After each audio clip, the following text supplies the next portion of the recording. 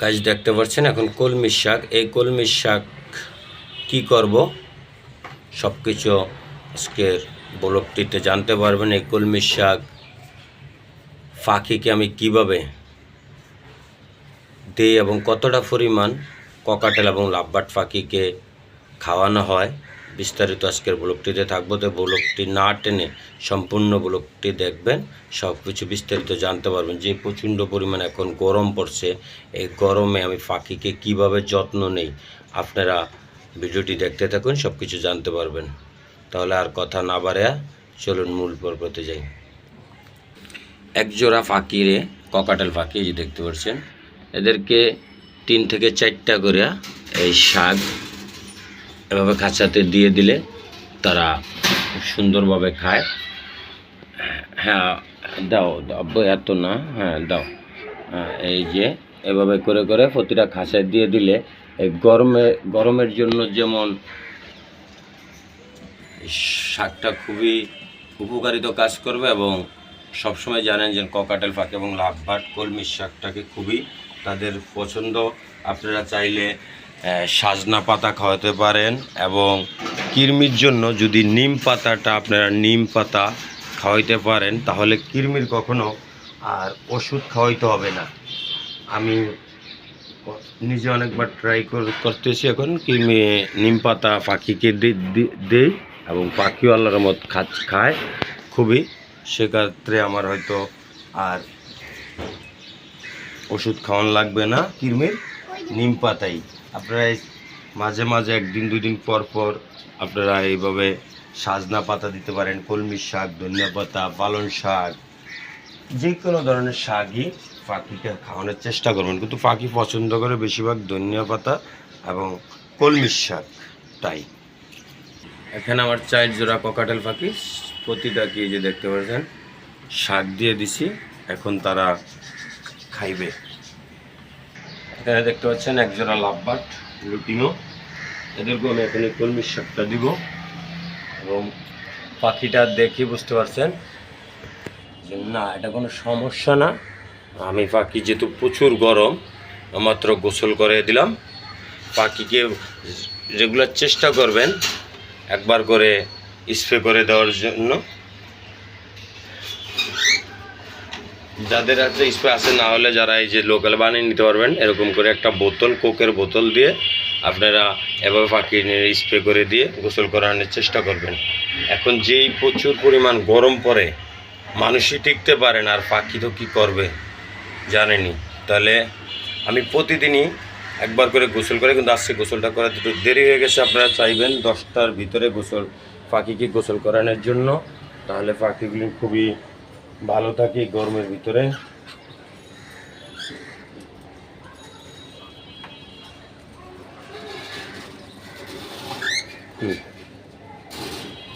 এখানে একটু দিয়ে দিলাম বেশি করে, যেহেতু এই ককাটেল ডেনের বেবি আছে, বাচ্চা আছে, এই জন্য এখানে একটু শাকটা একটু বেশি পরিমাণে দিয়ে দিলাম।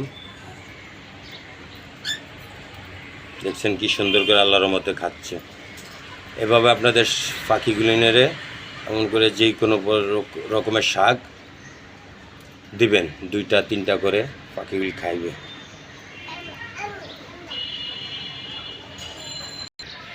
বাকি শাকগুলি দেখতে পাচ্ছেন এখানে বেশ কিছু ককাটেল পাখি, 7 পিস, এই জন্য সবগুলি শাক এখানে দিয়ে দিলাম।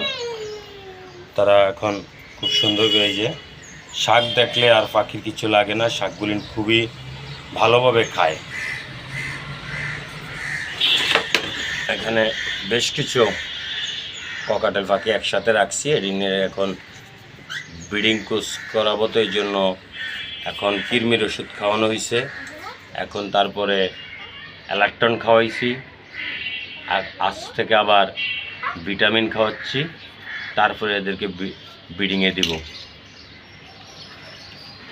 তো গাইস, আপনারা সবাই যারা পাখি পালন করেন, শখে করেন এবং যারা পাখি দিয়ে মুনাফা জন্য পালন করে থাকেন, অবশ্যই তারা জানেন, যারা অনেক দিন থেকে পাখি পালন করে যান, যারা পাখির ব্যবসা করেন, তারা অবশ্যই জানেন পাখিকে কি কি মেডিসিন খাওয়াইতে এবং কোন কোন ধরনের শাক সবজি খাওয়ার লাগে।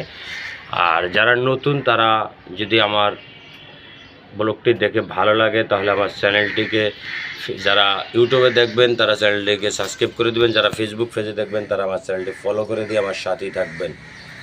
আপনারা আবারও বলে দেই, প্রথম থেকে আপনারা চেষ্টা করবেন, যে কোনো পাখি কলমি শাক এবং ধনিয়া পাতাটা খুবই পছন্দ করে, কিন্তু এর মাঝেও আপনারা চেষ্টা করবেন পালং শাক, তারপরে লাল শাক, পুদিনা পাতাটাও পাখি খুবই চমৎকারভাবে খায়। পুদিনা পাতা পাখির অনেক উপকার। সাজনা পাতায় পাখির শরীরের বিষ ব্যথার জন্য খুবই একটা গুরুত্বপূর্ণ কাজ করে থাকে।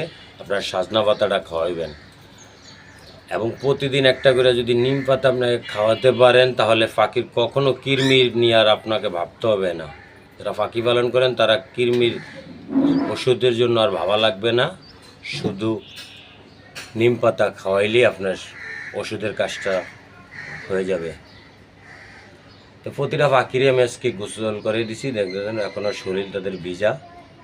কেন এখন আমি যখন ভিডিওটা করতেছি এখন বাজে 2:30, আমি তার 5 মিনিট আগে গোসল করে দিচ্ছি।